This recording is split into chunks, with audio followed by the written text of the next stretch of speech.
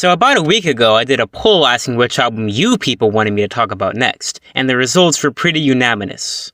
The results were pretty unanimous. No votes for what matters most though? Disrespectful. Anyway, I plan on reviewing those other albums eventually as well, but today, we're talking about one of my favorite albums of all time, the Now Now. Out of all the Gorillaz albums, I consider the Now Now to be the most emotional and the best in terms of lyrics, with it being my second favorite album overall, right behind Plastic Beach. This stands alongside other Damon Albarn albums like Maryland and The Ballad of Darren, with its amazingly deep, contemplative, and emotional lyrics. Damon gets super personal on this record, which is a pretty rare occurrence when it comes to Gorillaz. The more emotionally vulnerable side of Damon is usually a lot more prevalent on his solo work and certain Blur albums, so it's a welcome surprise to have a Gorillaz album in that similar vein. This album came out about a year after I became a fan, and I remember being super excited for its release and absolutely loving it when it came out. It would end up soundtracking that entire summer for me, and it's definitely one of the most important albums to my life so far, and whenever I listen to it, I'm transported back to that time. After Humans faced criticism for being too bloated and collaborator heavy, this album ended up being a lot more stripped back and personal, with there only being a couple collaborators. This is definitely 2D's album, and that's apparent throughout the entire track list. Anyway, without further ado, let's get into the Now Now.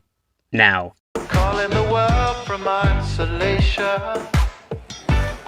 This is the best opening the band has ever done in my opinion, and sets up the vibe that will be prevalent throughout the rest of the album perfectly, in terms of both the lyrics and the instrumental. The song has such a breezy vibe to it, and the additional guitar by George Benson adds a jazz flair to the track that sets it apart from other Gorillaz songs. The vocals are so tender on this song, and the lyrics delve into the theme of contemplating whether you should try and remend a broken relationship to see if you can fix it, or if it would be better to just let go and try to move on. The lyrics of this track are super relatable and personal feeling, which can be said about basically every other track on the album. This song has the best bridge in the band's entire discography, and that outro with all the overlapping vocals and the orchestra of synths makes for a beautiful ending. What a great way to start an album.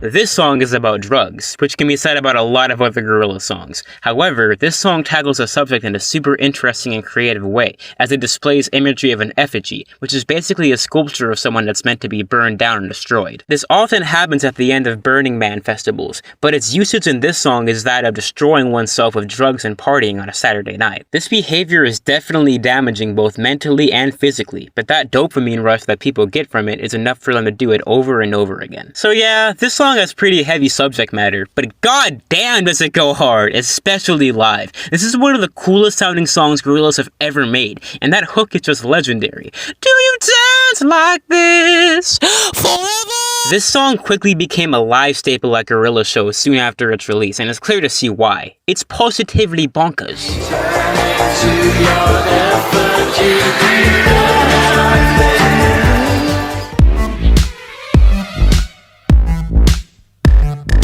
Hollywood is the only song with prevalent vocals from collaborators, those being Jamie Principle and Snoop Dogg, who are great on this track. Both of these guys worked with Gorillaz prior to this song, with Snoop Dogg appearing on Welcome to the World of the Plastic Beach, and Jamie appearing on Sex Murder Party. They both add a lot to this track's sound though. This song is about the artificial nature of Hollywood and how the lifestyle of fame isn't all it's cracked up to be.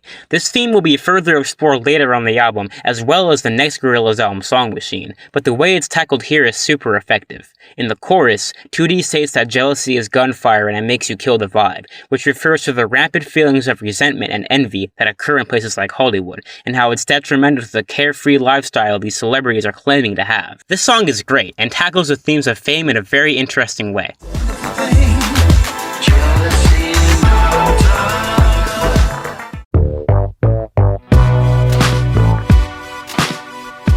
Kansas is one of the many ballads on the album, and if you know anything about me, you know that I love ballads. Kansas is the second saddest song on the record, with the first coming a bit later. It's also one of my favorite songs of all time, and I've loved it since day one. Kansas is about the struggle of losing your relationship and trying not to let it destroy you emotionally. Throughout the song, 2D states that he's not gonna cry, and he's gonna instead find another dream.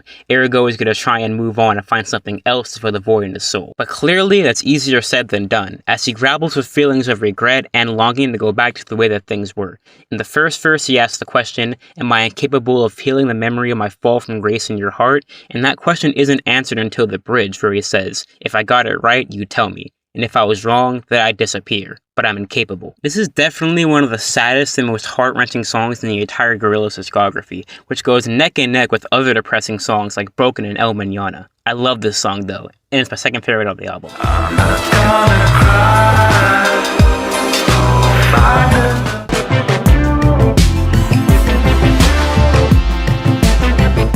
Damn, this song is groovy as hell! The main riff on this track is one of the catchiest parts in the entire album, especially when that melody comes back in the chorus. The entire song is a mix of 1970s soul and 1980s synthpop, and that mixture couldn't have gone any better, cause the sound of this song is fantastic. Tootie's raspy delivery is definitely different when compared to his other vocals, but they give the track such a unique and dynamic sound. The song itself is about staying true to oneself despite outside influences, and holding on to your inner vision. Is this a Stevie Wonder reference? I mean, maybe. I wouldn't be surprised. Anyway, this song slaps, especially live. Hold on to your inner vision. I landed on the silver lake, washed up and filled. The more folksy sound of this song definitely sets it apart from the rest of the album sonically, but it works really well. Originally titled Ode to Idaho, this track serves as a melancholic ballad centering on the state. It's yet another location track which is prevalent on this album because a lot of these songs were written while the band was on tour. The song is really interesting lyrically and has a beautiful chord progression and some great guitar work. The lyric, Ride on, said the king of cool, you've got nothing to lose, Tinseltown is down the road, it's the bullet or the noose, has always been very striking to me and seems to be another contemplative look at the effects of fame and relevancy. Idaho is a great and honestly underrated track. Every day I look out on the bus.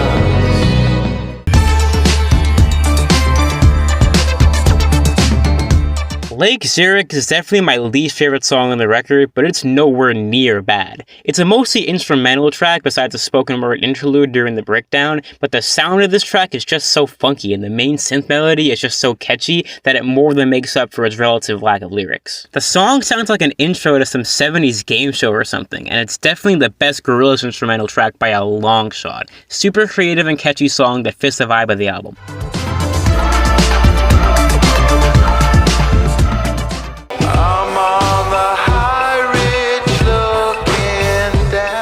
We've now reached my favorite song on the album and my third favorite song ever, Magic City.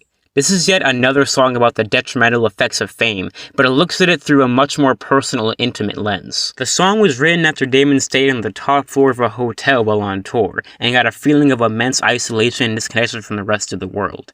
In a certain sense, this song is about the loneliness and emptiness of fame, and how it can feel suffocating at times. Tootie hopes to escape this life and return to a more mundane and simple existence, as he laments, I hope that I make it home by Wednesday, and this magic city lets me go. And the second verse deals with the excess of egotism and superficiality that's present within the music industry. The lyric about billboards on the moon has always been really vivid to me, as it encapsulates how consumed everything and everyone has become by these industries. Magic City is one of the best Gorillaz songs, and one of the best songs Damon has ever written. Not to mention the song itself was just beautiful.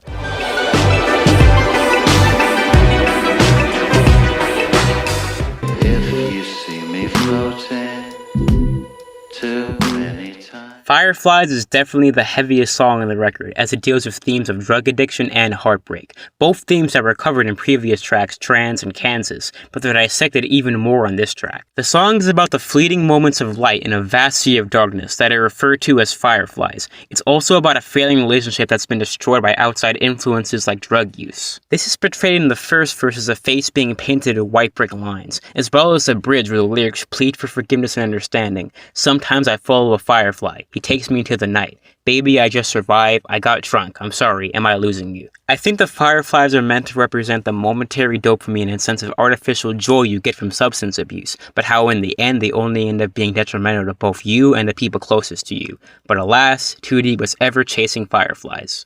Also, side note, the song is one of the best bass lines in the entire discography. All you ever get from the sun, it is the count of the falling light. Every sound.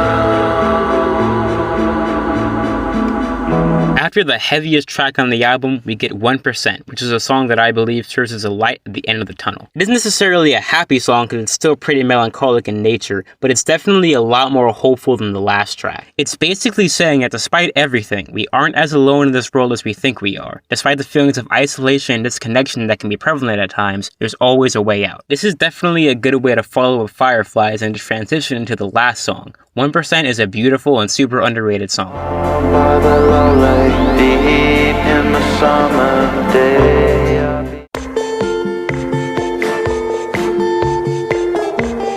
This is the best closer the band has ever done. I mean, it's basically perfect. And sure, most people would probably say that Demon Days is the best ending, but nah, I definitely say it's Soai. The song perfectly ties up all the themes that are present throughout the album of addiction, isolation, superficiality, and heartbreak into a nice little bow. It even calls back to humility in the chorus as it says, "I will always think about you, that's why I'm calling you back on my way through," which parallels the lyric in humility that says, "I need you in the picture, it's why I'm calling you." Soai makes for a beautiful but also very bittersweet ending, as it's a love song, but it's also a song about heartbreak. This also might be one of the prettiest Gorillaz songs ever, right alongside Empire Ants, with the beautiful acoustic guitar and piano parts that give it a very unique and bossa nova inspired sound. I couldn't imagine this album ending any other way. Soai is outstanding and a top tier Gorillaz song.